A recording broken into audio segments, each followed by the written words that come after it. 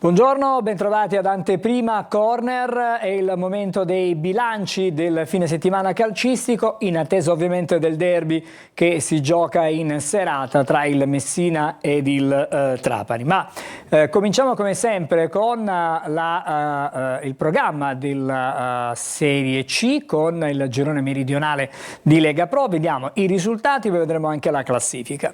28esima giornata, a Picerno-Taranto è finita 7-0, a Caserta l'Avellino ha vinto 2-1, Juventus Next Gen Giuliano 0-0, Latina Benevento 1-1, la Cavese ha battuto la Turris per 2-1, Altamura e Catania 1-1, Crotone Monopoli 2-0, a Foggia il Potenza è passato per 4-3, Sorrento ha perso in casa 1-0 col Cerignola e come detto si gioca stasera il derby Messina-Trapani, la classifica che si determina per quanto riguarda le partite chiaramente giocate in attesa del derby di stasera.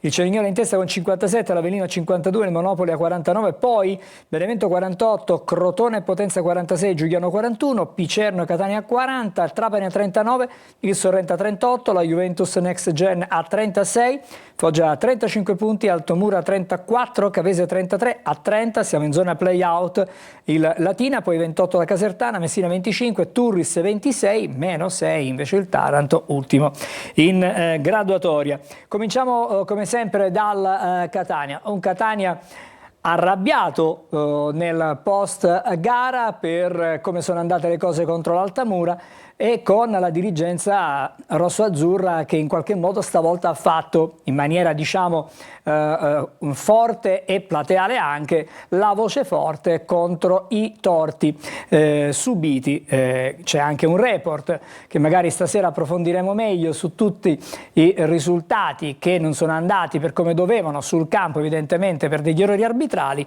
Le parole di Vincenzo Grella ieri sono state davvero forti. Con Alessandro Vagliasindi parto proprio da questo. Alessandro, un Catania che ha mancato diciamo l'ennesima occasione per in qualche modo accorciare la classifica rispetto a quelle che stanno davanti, ma probabilmente qualche decisione arbitrale non proprio in linea ieri si è verificata sul campo dell'Altamura.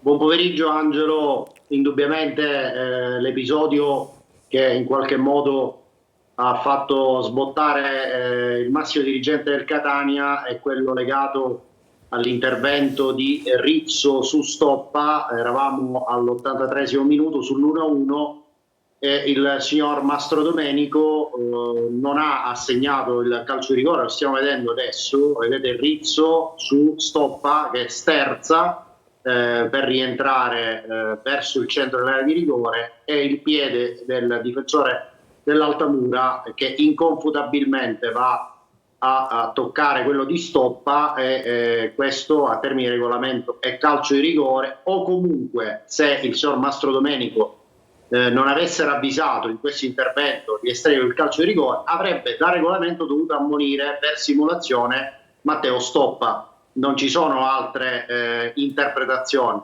Invece il signor Mastro Domenico ha lasciato proseguire né rigore né simulazione e poi per rincarare la dose ha espulso Matteo Stoppa su segnalazione dell'assistente su un presunto intervento di Stoppa da terra su Rizzo, interpretato, perché se è cartellino rosso, interpretato come condotta violenta da parte di Stoppa, quando invece chi era a bordo campo ma anche chi era presente allo stadio di Altamura testimonia che Stoppa ha soltanto dato un leggero tocco con il piede a Rizzo, uno sgambetto lieve che non può rappresentare una condotta violenta sanzionabile con il cartellino rosso. Quindi queste le dichiarazioni di Grella che magari tra poco ascolteremo. Sicuramente ci sono nell'insieme di questa stagione numerose situazioni in cui il Catania ha protestato, lo aveva già fatto in maniera formale e ufficiale nel mese di novembre. Adesso questo report troverà ulteriori elementi, ulteriori episodi, perché il Catania vuole farsi sentire in Lega perché si sente defraudato di episodi che hanno tolto al Catania potenzialmente numerosi punti in classifica, ma Alessandro, questo è un aspetto stasera nel dettaglio nel corso di corso. sì, Alessandro, noi abbiamo delle Dimmi, fotografie sull'episodio che abbiamo visto prima, quindi quello ripreso Sì. dalle telecamere con le immagini ufficiali. Poi ci sono delle foto, questo sarebbe, diciamo, il contatto che il Catania, eccolo qui. Guardate il piede destro, guardate il piede destro di Rizzo e il piede destro di Stoppa. È chiaro che c'è una interferenza da parte del difensore sull'attaccante che aveva sterzato per rientrare verso il centro dell'area. È inevitabile che per questo intervento di Rizzo Stoppa non ha potuto completare il suo dribbling e puntare verso la porta di Abbiamo Viola. altre due foto, eccolo, c'è un altro momento leggermente diverso rispetto a quello che abbiamo visto prima. Ancora qui si vedono praticamente i piedi, diciamo, dei due giocatori che vengono ancora più Esatto. a contatto. Questo diciamo, è quello che possiamo... Angelo, credo Angelo che l'intervento assolutamente falloso di Rizzo su Stoppa. Guardate anche proprio la sovrapposizione dei piedi, il piede destro di Rizzo sul piede destro di Stoppa.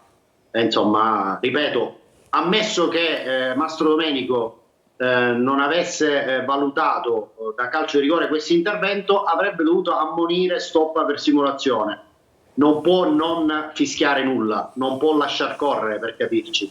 Allora... Poi su Mastro Domenico potremmo parlare all'infinito, perché ci sono altre direzioni di gara di Mastro Domenico con il Catania che potremmo scrivere un libro, però ecco, questo magari lo rimandiamo a stasera e poi dopo magari le dichiarazioni di Grella che ora andremo ad ascoltare. Però vorrei fare un ragionamento più ampio che esula dalle questioni arbitrali, perché dobbiamo anche evidenziare la prestazione del Catania, che sicuramente è stata una prestazione più che opaca al cospetto di un avversario per nulla trascendentale. Ma sentiamo Grella, se sei d'accordo. Sì, sentiamo Grella e dopo torniamo.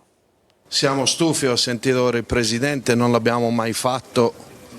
Abbiamo sempre cercato tramite i canali corretti. Si vede che questi canali corretti non portano a niente. E la nostra frustrazione e delusione è al limite. Questo club investe milioni di euro e noi vogliamo essere tutelati.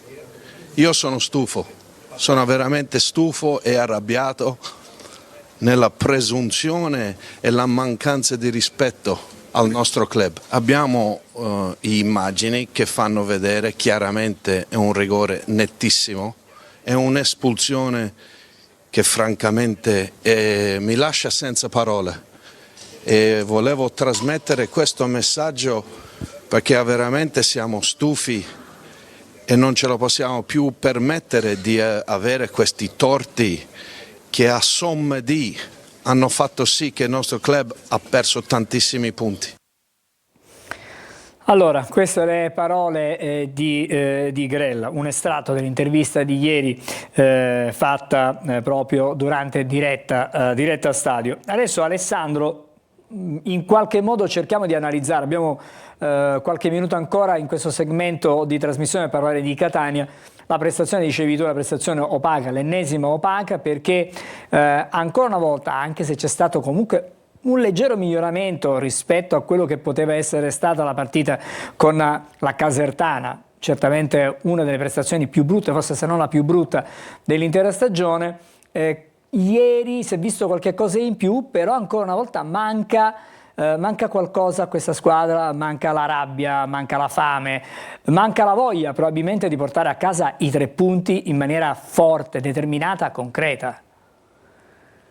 Ma Angelo, io credo che manchi soprattutto la continuità delle prestazioni. Cioè, questa squadra, siamo arrivati alla 28ª partita, non ha uno standard di prestazione adeguato alle ambizioni dichiarate a inizio stagione dalla dirigenza. È una squadra che, se possiamo anche commisurare in termini di numeri, dalla partita di andata di Foggia, visto che ci accingiamo ad affrontare la settimana che porta alla partita di ritorno col Foggia. Dalla partita appunto di andata, conclusasi sul 2-2, ha inanellato su 18 partite, quindi un numero rilevante di gare esaminate, soltanto 5 vittorie e 7 pareggi su 18 partite.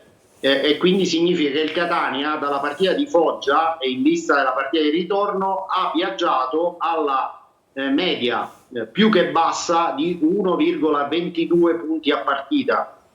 Stiamo parlando di numeri che possono riguardare squadre che lottano per evitare la retrocessione o i play-out, ed è inspiegabile perché fino alla partita di andata di Foggia, compreso il 2-2 dello Zaccheria, la media punti era di 1,80 punti a partita. Cioè dopo la partita di Foggia, per capirci, il Catania era secondo in classifica con 18 punti alle spalle del Benevento che ne aveva 22. Oggi commentiamo una squadra che dal secondo posto è scesa al nono e ha una distanza alla vetta di 17 punti. Quindi qui bisogna interrogarsi, bisogna fare un'analisi seria e onesta sui motivi di questa inversione di tendenza così marcata e così negativa, che relega appunto il Catania adesso in una zona a margine dell'accesso ai playoff. Non può essere soltanto la partita, non può essere soltanto l'errore arbitrale a fare sviluppare un'analisi di questo tipo. Parleremo, Alessandro, quindi, ecco, ti chiedo scusa, sì, Nico. Parliamo anche della componente infortuni. Proprio di questo stavo dicendo. È diventata pesantissima e insostenibile, perché non puoi affrontare una partita di campionato avendo in media 8, 9, 10 indisponibili a gara. Allora, affronteremo tanti temi questa sera. Intanto ieri hai segnalato e ci segnali il top del match in Dini, portiere del Catania, che in un paio di interventi è stato decisivo per evitare, insomma, di prendere il secondo gol. Sì, soprattutto nella fase in cui il Catania, complice l'infortunio di Guglielmotti, quindi l'adattamento a destra di Frisenna, poi la fase in cui il Catania si è ritrovato in 10 per l'espulsione di Stoppa, c'è stata una fase di grande emergenza e l'Altamura ha costruito diverse situazioni pericolose alle parti di Dini, e devo dire che Dini nel corso dell'intera partita, perché già in avvio su Leonetti era stato decisivo, ha confermato comunque di essere un portiere sicuramente affidabile, anche se diciamo il dato statistico non lo testimonia, perché in 5 partite con la maglia del Catania ha subito 6 reti, però è un rendimento che mi sembra in crescita e occorrerebbe adesso una serie di clean sheet, perché l'ultimo personale di Dini risale addirittura al 6 marzo del 2024, quando a difesa della porta del Crotone riuscì a tenere la porta inviolata appunto nello 0-1 Messina-Crotone. Bene, grazie allora ad Alessandro Vagliasini, ci ritroviamo stasera, Alessandro, 20:45 come sempre con Corner, e approfondiremo tanti dei temi di cui già abbiamo in qualche modo fatto un accenno. Buon pomeriggio a te, Alessandro. Adesso ci fermiamo, fra poco andremo a Palermo per parlare di Serie B, un Palermo che si è riscattato contro il Cosenza. Fra poco, restate con noi.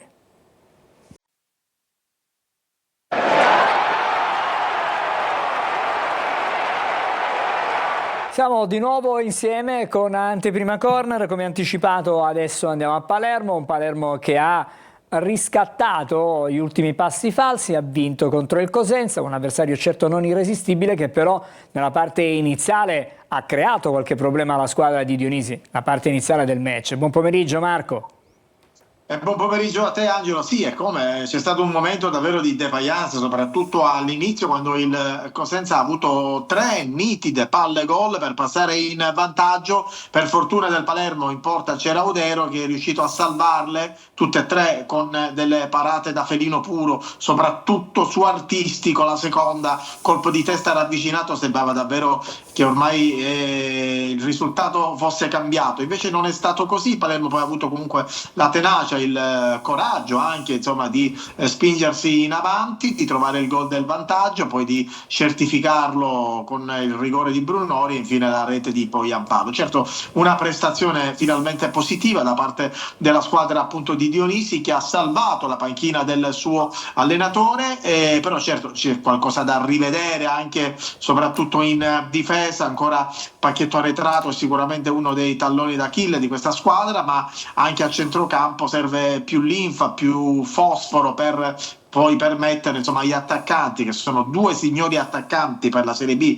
parlo di Brunori e Poyampalo, di appunto metterli davanti la porta. Poyampalo ha avuto praticamente una sola palla a gol e ha segnato. Brunori invece è riuscito a procurarsi il calcio di rigore. Diciamo che i numeri per adesso sono totalmente dalla parte di questi due attaccanti. Se ci fossero dei centrocampisti sicuramente più capaci anche nella verticalizzazione, nel fornire dei corridoi invitanti a questi due centravanti, sicuramente il Palermo avrebbe probabilmente qualche punto in più, questo sicuro. Verre in questo momento è sicuramente uno dei giocatori più attivi per quanto riguarda la spina dorsale proprio della squadra. Ha segnato nella scorsa partita contro il Mantova, ha fornito l'assist a Pierozzi, ha fornito l'assist a Poyampalo, sicuramente una delle note positive di questo Palermo, che però resta ancora a -2 Vediamo la classifica, appunto, eccola. Infatti resta a -2 dalla zona playoff, o meglio dall'8º posto che in questo momento è occupato dal Cesena, una posizione di classifica che sicuramente non rispecchia le aspettative dei tifosi, della squadra, di tutto l'ambiente per quanto riguarda il Palermo, che sicuramente per i giocatori che ha e per il mercato che è riuscito a fare a gennaio dovrebbe quantomeno giocarsi il terzo o il quarto posto. Così invece non è.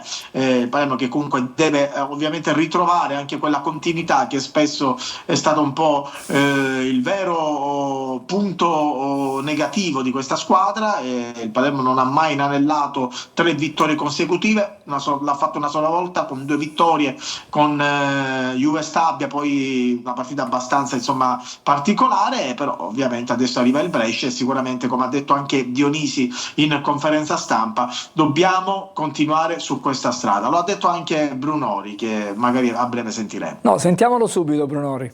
Infatti, ti ho fatto un assist. È stata una partita che ci dà consapevolezza ai nostri mezzi, era importante vincere e ora serve soltanto continuità. La parola che usiamo più spesso, ma bisogna cercare di metterla all'opera, ecco. E oggi serviva, come hai detto te, il carattere e la squadra l'ha messo all'opera, quindi sono contento, siamo contenti della vittoria, ma ora bisogna pensare alla prossima e portare continuità. Il gol per un attaccante è importante, poi quando contribuisci alla vittoria della squadra è ancora di più. Marco, prima di salutarci, tu dicevi che insomma, c'è stata questa vittoria, però i problemi non sono tutti risolti. In realtà ieri la difesa non era proprio quella titolare, c'erano un po' di defezioni sicuramente, ma il vero problema del Palermo è sempre quello legato al modulo, secondo te? Ma guarda, ieri sì, c'erano degli assenti, c'era Nicolao in difesa che non è stato nemmeno convocato, così come c'è Caroni, così come Diachité poi a centrocampo. Blen è stato arretrato appunto in difesa, un giocatore che comunque di mestiere fa il centrocampista, anche se comunque il centrale lo ha fatto quando indossava la maglia del Lecce, e la difesa soprattutto nei primi minuti è andata totalmente in panna con il Cosenza che se avesse avuto maggiore caparbietà, maggiore cinismo avrebbe sicuramente segnato. E poi ovvio che insomma, le vittorie possono anche aiutare a risollevare quelli che sono problemi a quanto pare atavici di questa squadra. Tu mi parli di modulo, e il modulo è stato un po' sempre un elemento di discussione anche tra noi colleghi con il tecnico Dionisi.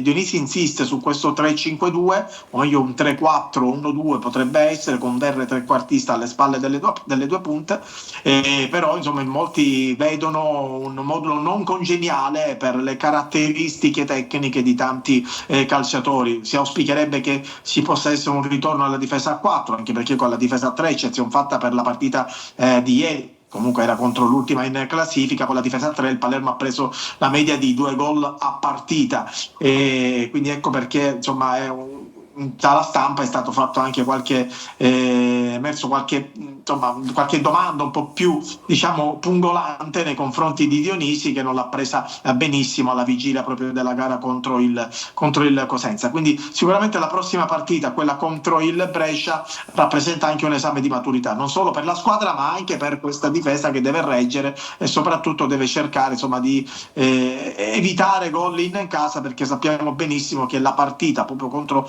la formazione bresciana è delicata, è dura e può rappresentare un ulteriore segno di svolta per il rosanero. Qualora arrivasse una vittoria, allora sì, potrebbe certificare la totale guarigione della squadra, che si avvicinerebbe, Cesena permettendo, alla zona playoff, e magari potrebbe continuare a inanellare una serie di risultati positivi proprio per cercare di consolidare poi appunto il piazzamento nei playoff, che, come abbiamo più volte ripetuto, Angelo, nel corso anche dei nostri flash qui ad Anteprima Corner, è l'obiettivo minimo per questa squadra. Grazie allora Marco, buon lavoro, le vicende del Palermo ce la racconterai durante la settimana, l'avvicinamento alla prossima partita con il Brescia di domenica prossima. Buon pomeriggio anche a te. Buon pomeriggio a voi, grazie. Marco, grazie, altra sosta e poi ci dedicheremo nell'ultimo segmento di trasmissione al derby di stasera, quello tra Messina e Trapani. A fra poco.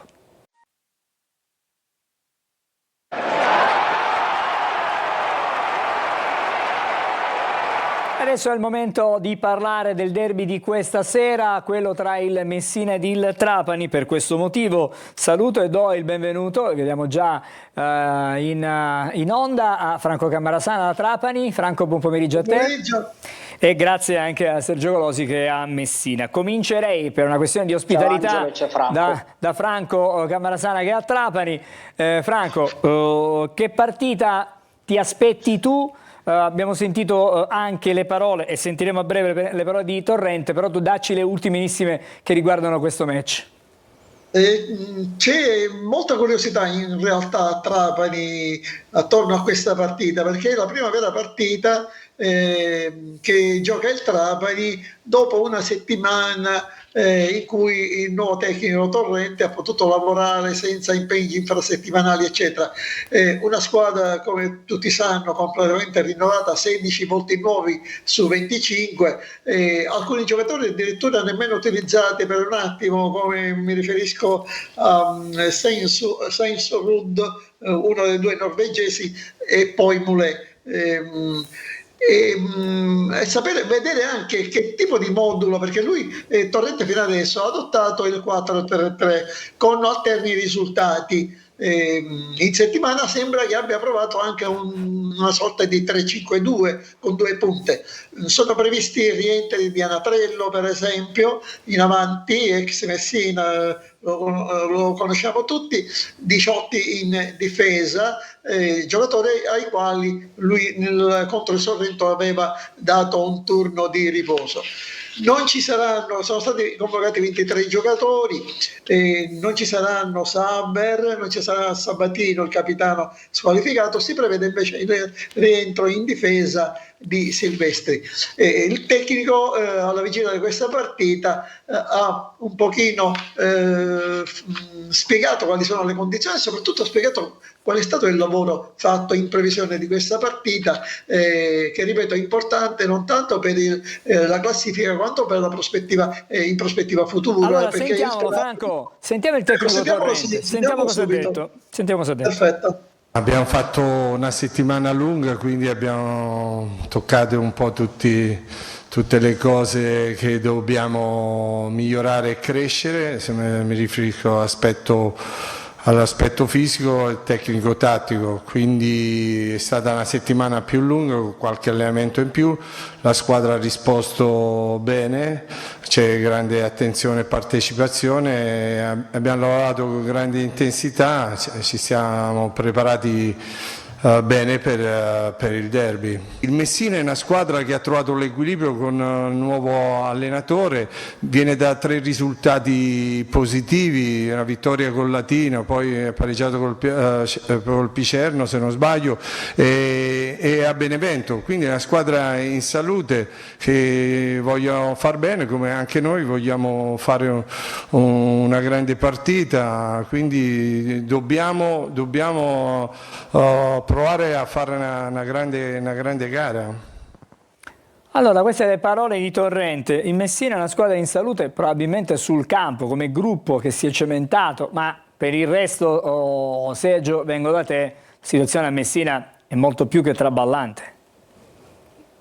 Sì, è direi grave. I risultati del Messina positivi sono 4, una vittoria e 3 pareggi, addirittura guardando soltanto la classifica ne ha 25, potrebbe raggiungere in caso di vittoria la Casertana a 28 punti e avvicinarsi a Latina a 30, ma questa è teoria perché ovviamente poi ci sono le penalizzazioni dovute alle esclusioni di Turris e Taranto e fin qui si poteva anche sapere, ma certamente non si immaginava che il Messina non avrebbe pagato lunedì scorso, entro la mezzanotte lunedì scorso, i contributi e da qui scatterà una nuova penalizzazione. Entro il 28 dovrà fare un versamento per il salvacalcio cui è aderito in passato, poi ci saranno gli stipendi da pagare il 16 aprile, ma la situazione in società è davvero drammatica perché praticamente i dirigenti hanno abbandonato il Messina. Da una parte Sciotto che ritiene di aver ceduto il club ad Alaimo e soprattutto a Cissé, perché Alaimo è il presidente ma poi la società che l'ha acquistato è di Cissé, che però non ha provveduto ad effettuare i pagamenti che doveva, compreso quello di 1.250.000 prima tranche della cessione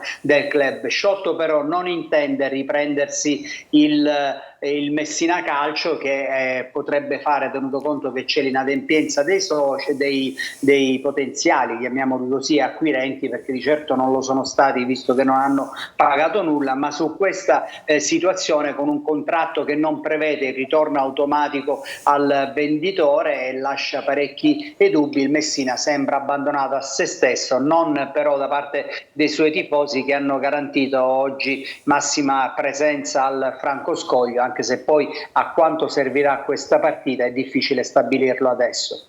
Sergio, ci salutiamo con quella che secondo te potrebbe essere, diciamo, la formazione e poi magari sentiremo quella del Trapani se Franco ci può dare le ultime notizie, così magari diamo delle indicazioni su come giocheranno queste squadre.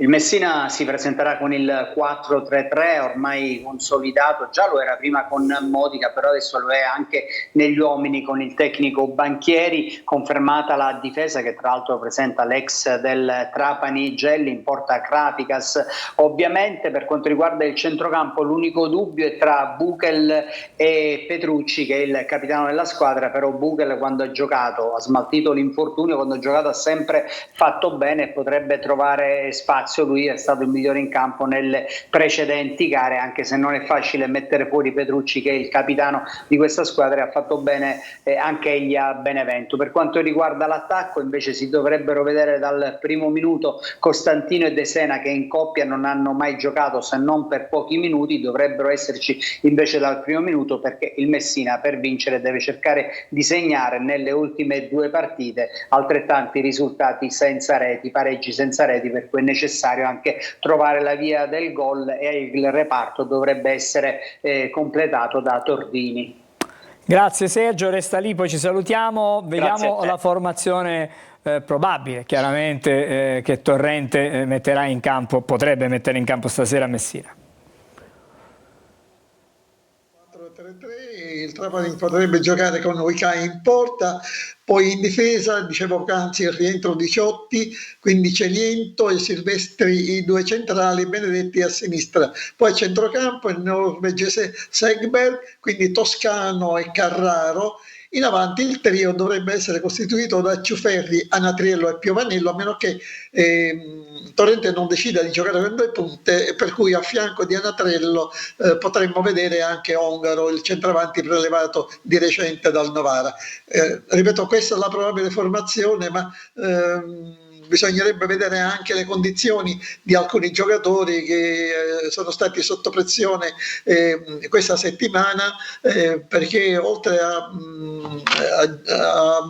lavorare sul modulo, pare che il tecnico e i suoi collaboratori abbiano cercato di lavorare molto sulla preparazione atletica, perché si è visto nelle ultime partite diversi giocatori non erano in condizione atletica